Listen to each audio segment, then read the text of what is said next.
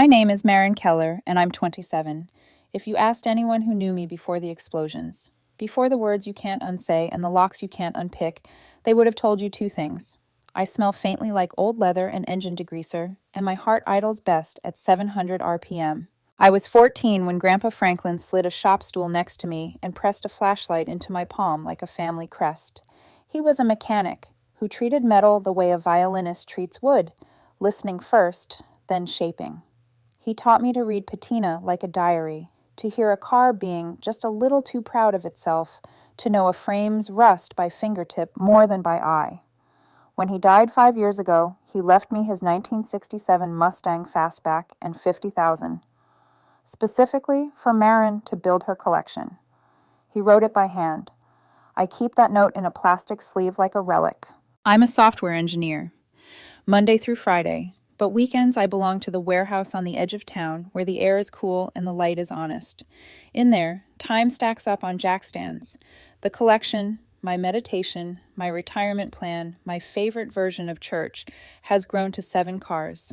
Grandpa's 67 Mustang Fastback, a 1970 Plymouth Barracuda, mean stance, a temper I respect. A 1969 Dodge Charger, all shoulder and swagger. A 1965 Shelby Cobra replica, still valuable, still a riot. A 1971 Chevrolet Chevelle SS, the one with the ribbon from last month's show. A 1968 Camaro Z28. Every angle looks like action. And the problem child everyone wants, a 1973 Porsche 911 Carrera RS Tribute. Together they're worth around $380,000. I've put in maybe $200,000 total. Cash, sweat, and the kind of patience that feels like prayer. I log everything. Receipts, photos, frame measurements, date-stamped videos of first starts. You could rebuild my life from my spreadsheets. My younger sister Haley, 23, got engaged 6 months ago to Dylan Park, 24. He's decent, quiet, a construction guy with calluses that make him look trustworthy even when he's just holding a fork. They're young, earnest, starting from 3 pieces of furniture and an optimism that fills in the rest. The problem announced itself 3 months ago over Sunday dinner. Mom, Denise, 53, floated a photo of a historic estate venue 2 hours away. Stone arches, manicured hedges, a staircase made for entrances. Dad, Martin, 55, cleared his throat the way he does before he asks for favors disguised as lessons. Haley had a budget spreadsheet and eyes like floodlights. 75,000, she said, as if she were quoting the weather. Venue is 15. The dress is 8. Flowers 10. Photo and video 8. The rest is the vibe. I blew on my coffee to buy a second for my face. That's ambitious. She has 5 saved, Mom said, bright with pride. Dylan's family is giving 10. We'll do 15, which leaves 45, Dad finished, looking at me like he was naming a star after me. Haley turned the iPad so it faced me. Pinterest boards of ethereal table runners, champagne towers steep as wedding cake mountains, bouquets lush enough to swallow a room. Maren, she said, light as dust, you could sell maybe 2 cars. You'd still have 5. The Porsche alone could cover everything. For a heartbeat, I honestly thought it was a bit. Then nobody laughed. These aren't spare toys, I said carefully. They're investments. Some are mid-restoration, and the market's hot on certain models. If I sell now and try to buy back later, I'll pay more, if I can even find the same condition. Mom's smile thinned. Family supports family. Your cars will always be there. They literally won't, I said. That's not how scarcity works. Dad laced his fingers like a pastor. What's more important, honey, old cars or your sister's happiness? Haley sat very still, then let a single tear make a clean track down her cheek. I guess I know how much I matter to you. Ethan, my boyfriend, who had come because he understands that you sometimes need a neutral witness, shifted in his chair. He glanced at me, then at my parents, ready to speak but smart enough to wait. Ethan doesn't use words as weapons. It's something I like about him. His ex, Sabrina, still likes to leave little fingerprints on his posts, a ghost that accidentally tags him at new restaurants. Not the night for that tangent. I can give $5,000, I said, palms open. That's what I can do without touching the collection. Haley blinked as if I'd offered her a coupon. That's insulting, Maren. You know Grandpa wanted you to have nice things. Why are you hoarding when my wedding is one day? One day I've dreamed about since I was 11. Grandpa wanted me to build the collection, I said, and it came out too fast, too sharp. He wrote it in ink. Mom's chair scraped. Don't weaponize your grandfather's memory. Dad added, we helped you with college. We drove you to robotics meets. We fed your car obsession when it was greasy lawn ornaments in our driveway. When did gratitude turn into selfishness? The rest of dinner had the heavy gravity of a storm. Every sentence picked up charge as it crossed the table. When we finally stood to leave, Mom kissed Ethan's cheek, skipped mine, and said brightly, think about what matters, sweetheart. I thought that would be the peak. It wasn't even the first switchback. The next week, guilt came in waves. Mom called daily, some days with a soft tremble, other days with a tone that could strip paint. Your grandfather would be ashamed. Your sister will only be a bride once. Dad sent long emails about sacrifice as a currency. Haley started posting quotes about money revealing true character. Friends from Car Club DM'd me. Everything okay? Your sister posted something weird. Take the $5,000, Ethan said one night on my couch after I'd let a whole episode of a show pass without catching a single line. If you want to give more later, you can, but you don't have to set yourself on fire to keep anyone warm. I nodded, grateful, and also sick with the knowledge that 5 wouldn't stop this train. I changed passwords. I checked the warehouse cameras more than I checked the weather. I told myself it was paranoia, and then I remembered my mother has a key labeled emergency in a drawer that sticks. 2 weeks later, Haley commented under a photo I posted of the Chevelle's ribbon. Must be nice to afford trophies while your family struggles. The word family felt like a pry bar. That afternoon, my phone buzzed with a screenshot from Michael, a friend in the classic car community. Facebook Marketplace. My 1970 Plymouth Barracuda. My warehouse's concrete floor in the reflection of the chrome bumper. Listed for $52,000, just below market, the kind of price meant to travel fast. Seller, Haley Parks. My hands went cold and deliberate. I called. She answered cheerful. Oh, you saw it. You used my warehouse. You used Mom's spare. You took photos of my car to sell my car. It's not theft when it's family, she said, delivering the sentence like it was fresh from a family lawyer instead of a Facebook thread. Mom says you'll get the house anyway someday. Consider it balance. Take the listing down, I said, or I call the police. She actually laughed. Tell them your little sister is selling a couple cars you refuse to share and see how that plays. I left work early, drove to the warehouse. The main lock looked untouched, but inside the dust on the car covers held new swirls. The Barracuda's hood was set down wrong, just enough to tell me fingers had been here that didn't love it. My folders, VIN photocopies, restoration logs, shifted on the desk as if someone had shopped the truth and put it back crooked. I called a locksmith, changed the locks, ordered 2 additional cameras and a door sensor. I called an attorney who said what I already knew. Documented attempted theft is still theft. Then she said the other thing I knew and didn't want. Pressing charges would be the nuclear option. That night, my doorbell camera pinged. Mom and Dad on my stoop. I watched from the kitchen, heart in my mouth. Marin, Mom said to the lens, voice sugar sour. We need to discuss this as a family. You're being ridiculous. They stood 20 minutes, a vigil on concrete, until Dad finally leaned close to the camera and spoke softly, almost kindly. Franklin would be ashamed. The old man's name, used like a key in the wrong lock. Inside my chest, something heavy shifted. Not a break, not yet. A hairline crack you only see when light hits it just so. I checked the new lock on my phone app. I checked the camera again. And for the first time, I wondered what else they thought they had access to. Family property, Haley had said. The next step, I realized, wasn't a conversation. It was a plan. By morning, the marketplace listing had gathered a little constellation of, is this still available? Messages and 3 lowball offers that made my eyelid twitch. I reported it as fraud and then watched the screen like a lifeguard staring at a riptide, refreshing, waiting for it to sink. When it finally disappeared, I didn't feel relief. I felt the particular unease of realizing a smoke alarm had worked, which only tells you there was, in fact, a fire. I started a document titled Incident Log. Date, time. Screenshot file names. The exact words Haley said on the phone. The way the dust had swirled on my car covers. It made me feel sane, like I was building a scaffold out of facts before the story could swallow me. At lunch, my phone buzzed with a text from Dylan. Hey, Marin, I didn't know about the listing. I told Haley it's not okay. I'm sorry. I stared at that little apology, wondering if it was bravery or damage control. Either way, it was a thin thread of normal in a tapestry that had started to look like static. Ethan met me at the warehouse after work, shoulders curved forward in that way he does when he's ready to carry heavy things.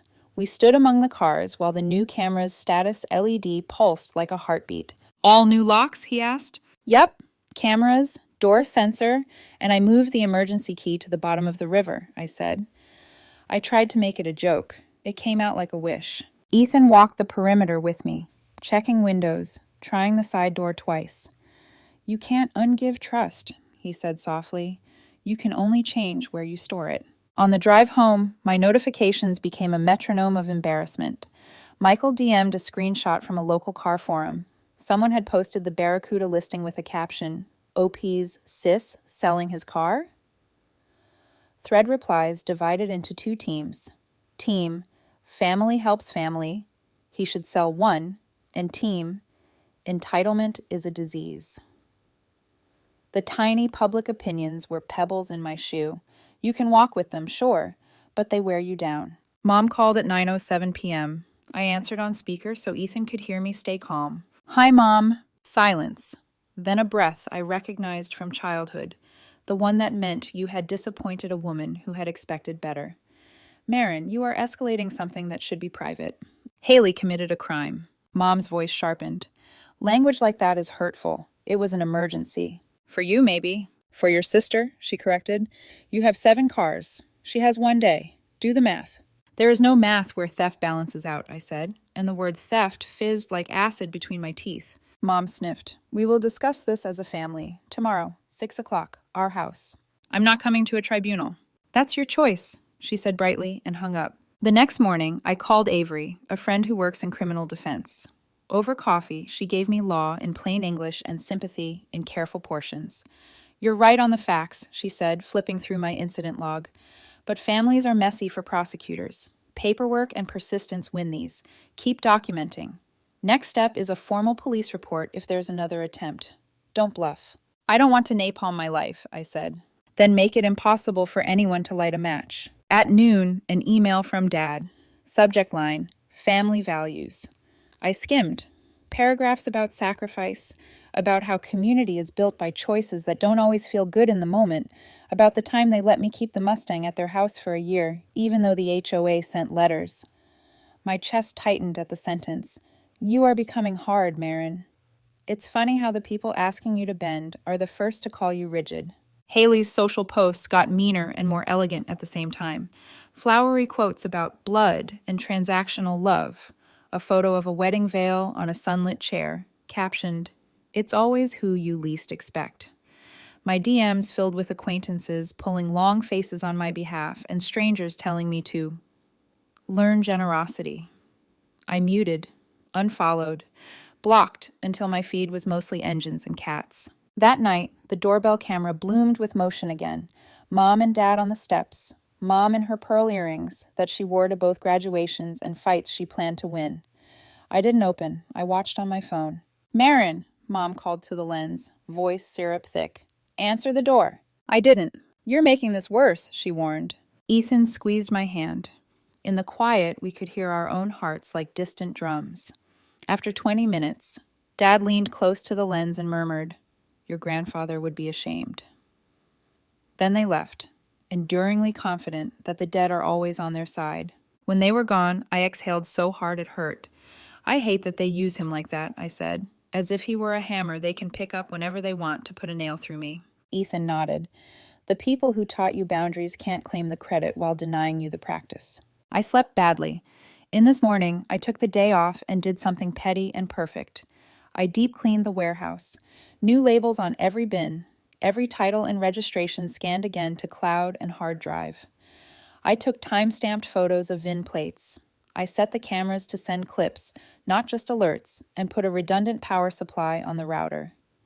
I printed no authorized entry except Marin Keller signs and laminated them like a crossing guard.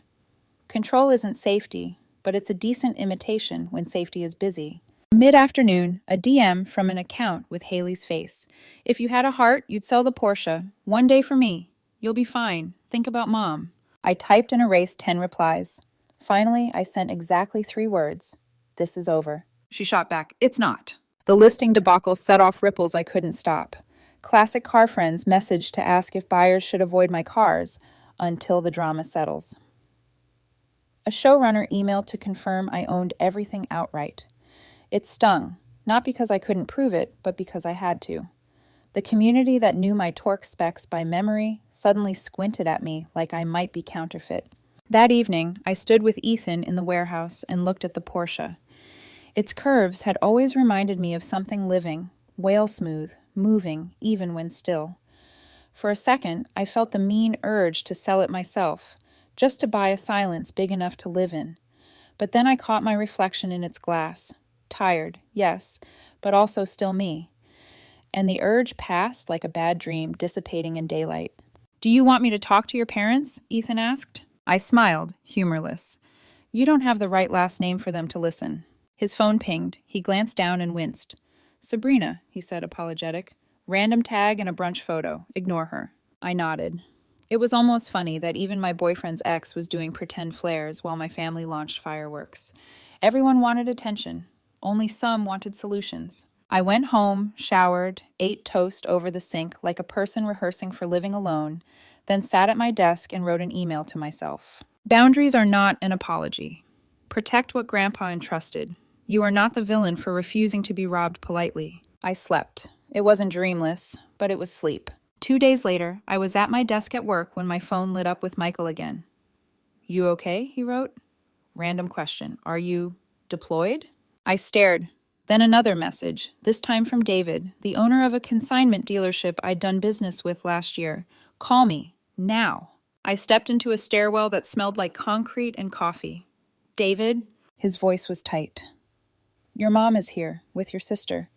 They say you're overseas, that you need to liquidate.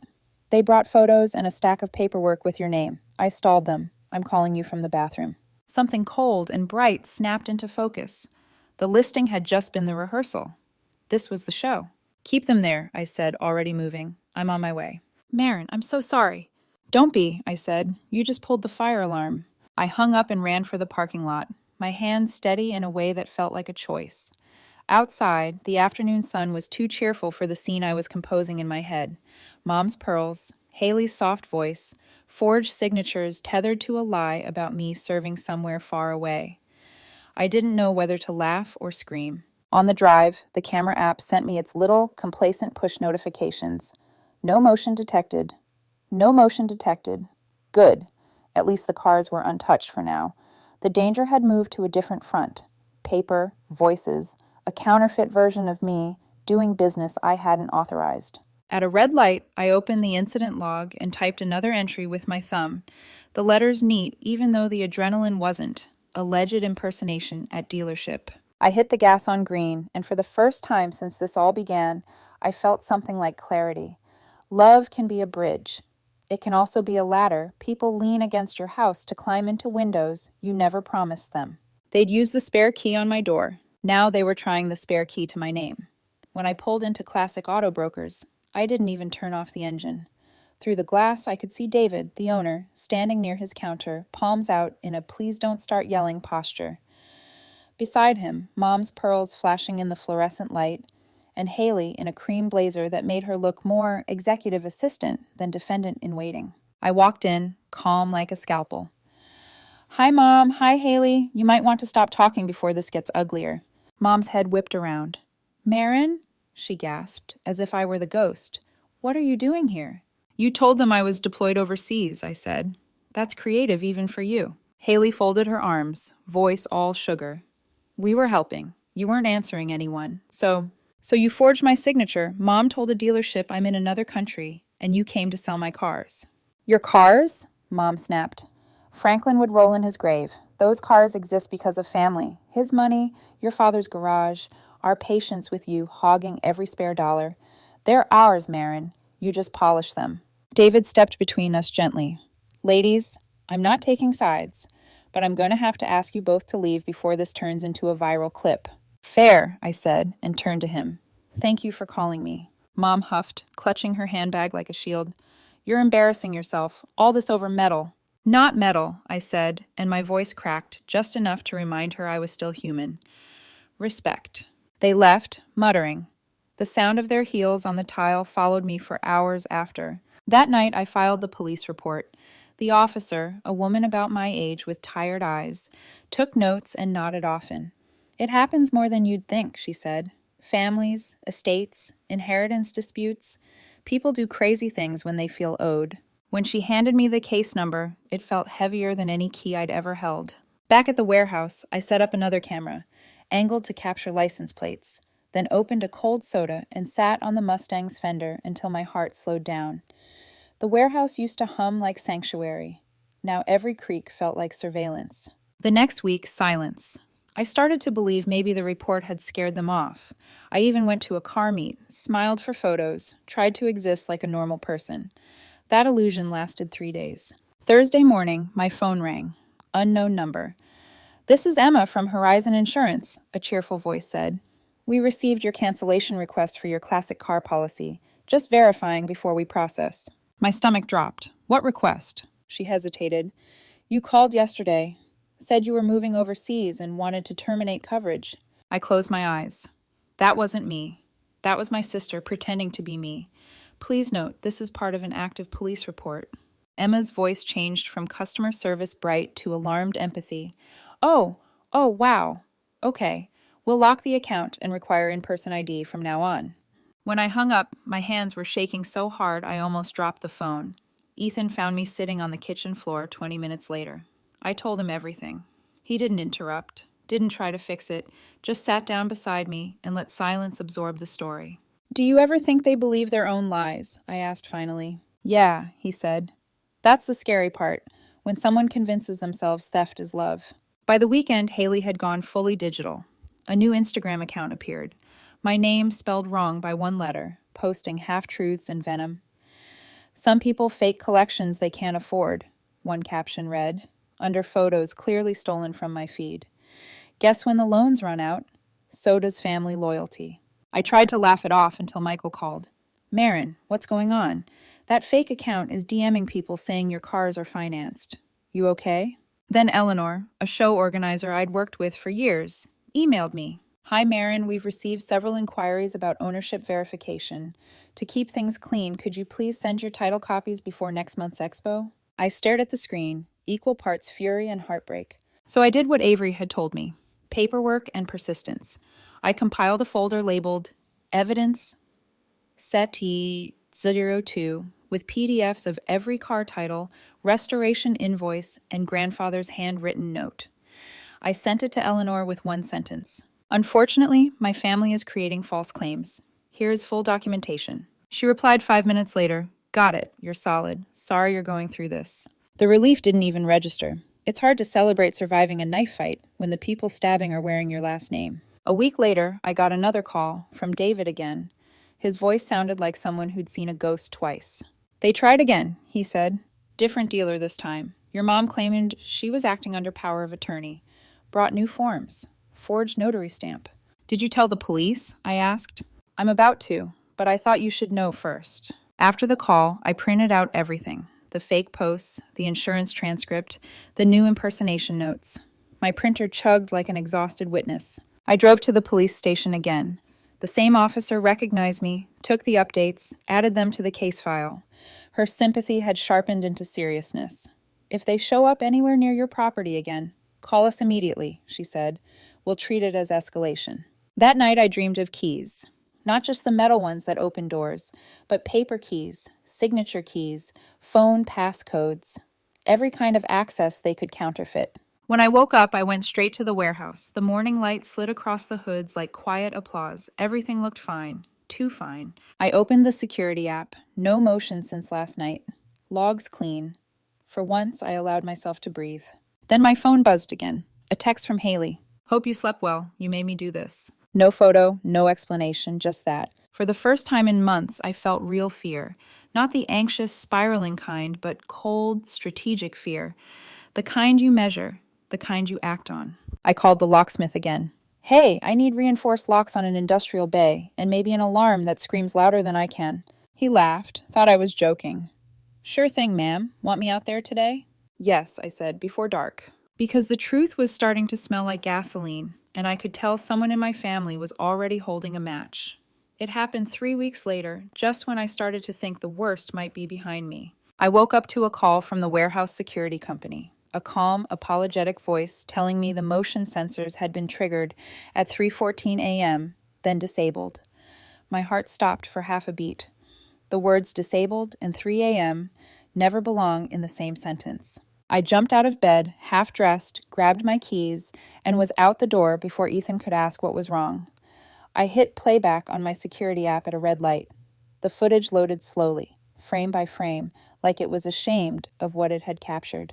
There they were, Haley, hood pulled over her hair, and a man I didn't recognize. Tall, broad, the type who looked like he worked with his hands, but not necessarily for honest pay. Between them stood a locksmith van, the company name clear as daylight. The video showed the locksmith drilling into my brand new lock, glancing at paperwork Haley handed him. My stomach turned.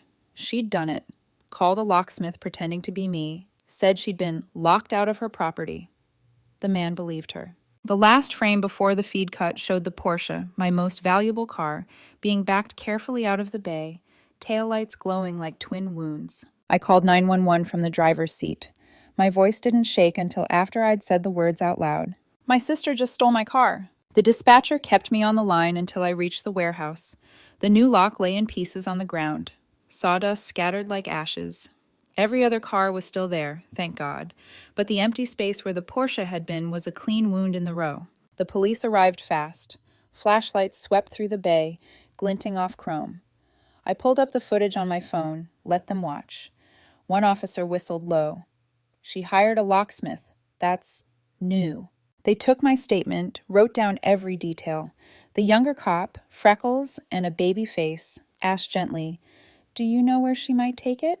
"Somewhere she thinks it can be flipped for cash fast," I said. "She doesn't understand the documentation needed to sell legally." And I was right. By noon, the Porsche was found at a detail shop across town, the hood propped open like a confession. She'd already lined up a buyer willing to pay $70,000 in cash, no paperwork. He'd thought he was getting a bargain. Instead, he got police lights and a lot of questions. When they called to confirm recovery, I cried so hard the officer had to ask if I was okay to drive.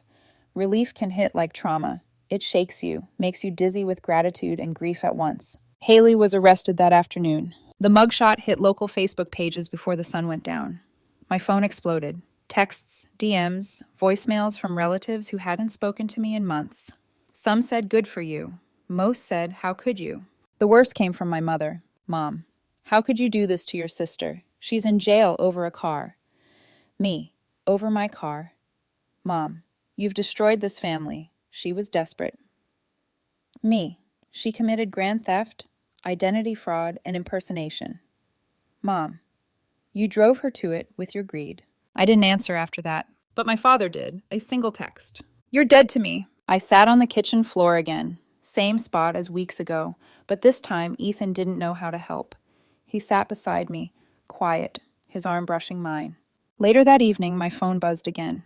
Dylan. His voice cracked before he even said hello. "Marin, I'm sorry. I had no idea it went this far. I ended it with her." She's out?"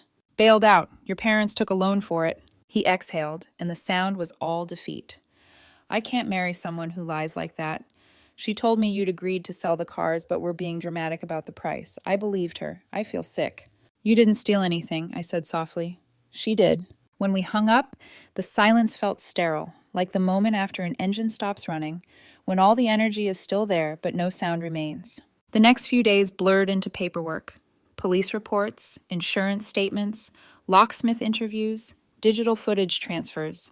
The officer handling my case promised to push for charges: grand theft auto, fraud, identity theft. Meanwhile, my family's group chat turned into a crime scene of its own.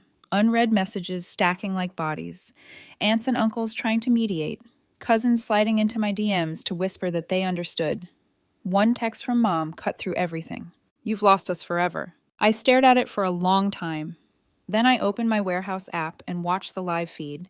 The cars sitting in neat rows, still, gleaming, loyal in their silence. I decided to move them. Within 48 hours, I found a new storage facility under a different name, miles away, triple secured. I hired transporters I trusted from the car club, people who didn't ask questions. Watching each car load onto the carrier felt like sending children to boarding school in another country. Necessary, but brutal. Before the Porsche was reloaded, I ran my hand over its fender. It had a small chip in the paint, probably from Haley's carelessness while moving it. It didn't matter. The car was back. I whispered, "You're safe now," and for a second felt insane for talking to steel. But Grandpa always said machines remember the hands that love them. Weeks passed. Haley's mugshot faded from the trending feed. My parents stopped calling. I thought maybe the silence meant healing, but it turned out to mean retaliation by omission. The police report became public record. The town gossip machine devoured it. I received threatening DMs from Haley's friends, mostly nonsense about me being heartless. Ethan begged me to stay off social media. I did, but one night I slipped and looked at her Facebook. Her post read, "Some people care more about possessions than blood.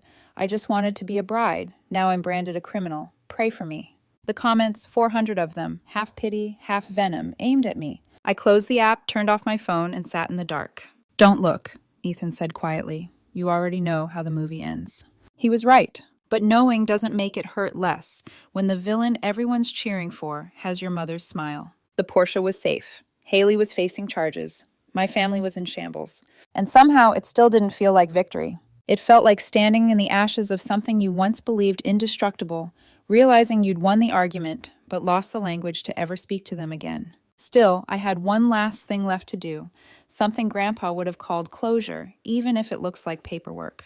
The next morning, I met with my lawyer to sign a civil restitution claim. She slid the document across the table, her pen warm from her hand. "Are you sure you want to go through with this?" she asked gently. "Yes," I said. She crossed a line. Someone has to draw it back. When I signed my name, my hand didn't shake. For the first time since this nightmare began, I realized I wasn't just defending cars. I was defending myself. 3 months. That's how long it took for the dust to settle. Not to clear, just to settle. Dust never disappears. It just finds a quieter place to rest. Haley pleaded guilty. The courtroom smelled like recycled air and disinfectant, the kind of place where even apologies sound artificial. She stood there in her cream blazer again, looking small, reading from a paper she probably didn't write. "I made mistakes," she said, voice trembling on cue. "I destroyed my sister's trust. I've learned that family means more than possessions." Her lawyer nodded approvingly. The judge, merciful in tone but firm in record, sentenced her to 2 years probation, 200 hours of community service, and $15,000 restitution. Leniency, they called it. I called it mercy I didn't feel. When it was my turn to speak, I didn't raise my voice. "I love my sister," I said, "but love without respect is just manipulation." Haley looked down, not in shame, in annoyance, the kind of look people give when they're tired of being told consequences exist. Outside, reporters asked if I had anything to say to my family. I just said, "No comment," and walked to my car.